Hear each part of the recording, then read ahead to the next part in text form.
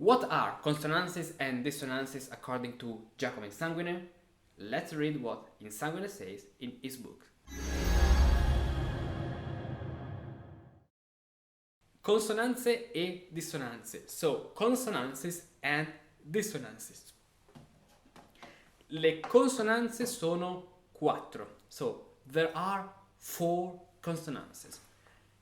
Terza, I read in Italian and in English, so you can this way learn the Italian, original Italian terminology. Terza, quinta, sesta ed ottava. That are third, fifth, sixth and octave. Delle quali 2 si chiamano perfette. So, e 2 imperfette. 2 of which are called perfect and 2 imperfect. Perfette, perfect, imperfect, imperfette.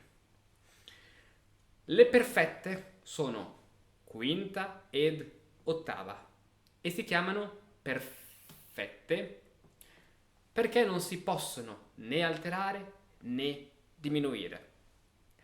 The perfect ones are the fifth and the octave, and they are called perfect because one can neither alter nor diminish them. They can be only perfect. So fifth and octave. For example, this is a fifth and this is an octave. As you can see, Giacomo Insanguine doesn't consider the unison as a consonant. The reason probably lies in the fact that the unison is a unison. So there are not 2 notes, it's only 1 note. And according to the ancient tradition of harmony in a more philosophical way than the practical music, music is considered as the conjunction, of 2 discordant elements. So the concordance of 2 discordant elements. You can read this in Le Istituzioni Armoniche by Josefo Zerlino when he writes that. He quotes Empedocle. It was an ancient Greek philosopher that said, I tell you in Italian before, musica altro non è che armonia, se non quella lite d'amicizia che poneva Empedocle, dalla quale si generassero tutte le cose. And then he says, una discordante concordia.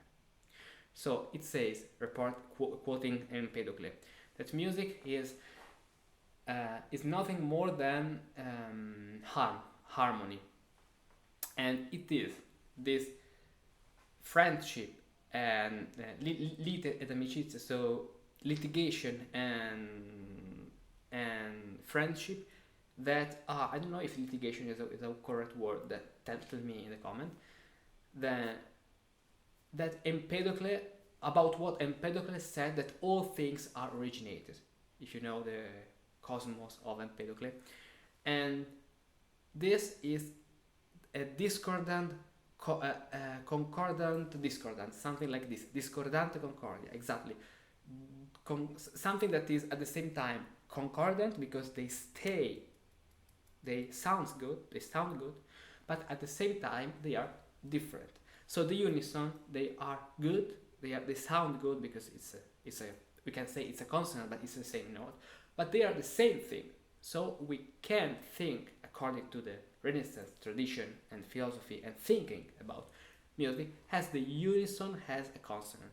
Some treatises say that the unison is a consonant. Some other treatises say that it's not. So there are different opinions about theorists.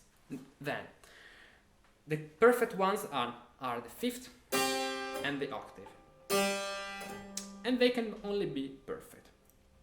The imperfect ones, so le imperfette sono terza e sesta. The imperfect ones are the third and the sixth. E si chiamano imperfette perché si possono alterare e diminuire, cioè si possono fare maggiori e minori. And they are called imperfect because one can alter or diminish them. That is, one can make them bigger, so major, or smaller, so minor. I don't know why who translated this book use the words bigger or smaller, because in this case maggiore e minore is strictly connected to the minor and major. Major third, minor third, minor sixth, major sixth. I don't know why. But anyway, the important thing is that you grasp this concept. The imperfect consonances, fifth and octave, and we can say unisons, okay, with what I said before, can only be perfect. Imperfect can be, the third and the sixth can be major or minor. And then dissonances. What are dissonances? Le dissonanze sono ancora 4 e sono seconda, quarta, settima e nona. There are also 4 dissonances. The second, the fourth, the seventh,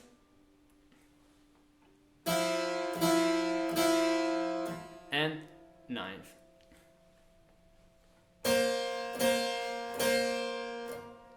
E queste non si possono dare se non sono preparate e risolute ad una consonanza. So, and these cannot be used unless they are prepared and resolved to one of the consonances. This means we have to follow, in this case, the PSR rule. Dissonances must be prepared, P, so there is a preparation, P, a suspension, S, and a resolution, S. Only one important thing about the fourth. The fourth, yes, is a dissonance, as we can see, but is a dissonance when it refers to the bass. If the fourth is between 2 upper voices, for example, the important numbers are those from the bass to each of the one highest note.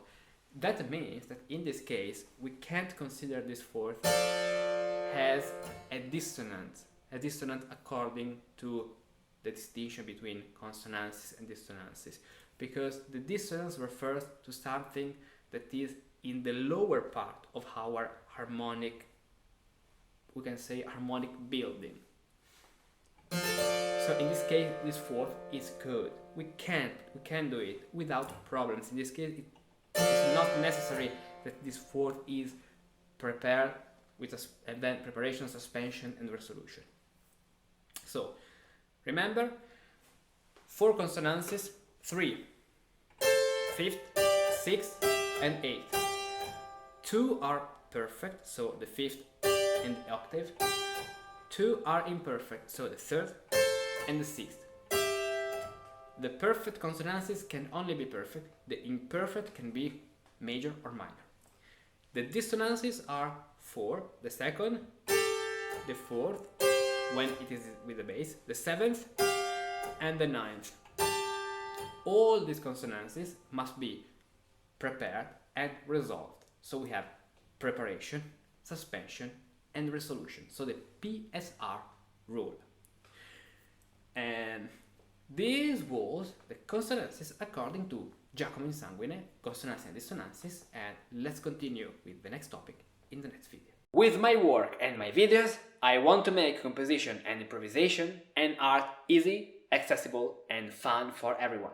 With the right method, you can constantly grow your skills.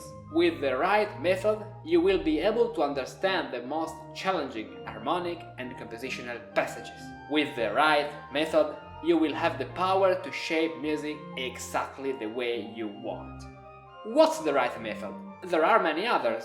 Have you ever tried improvisation elements? Every week there are new videos dedicated to a specific compositional skill. Lots of exercises on scales and diminutions, Many more on cadences and chorales, tons of PDFs you can download to practice. 3 words: clear, simple, and methodical. Join Patreon and discover all the other benefits for you.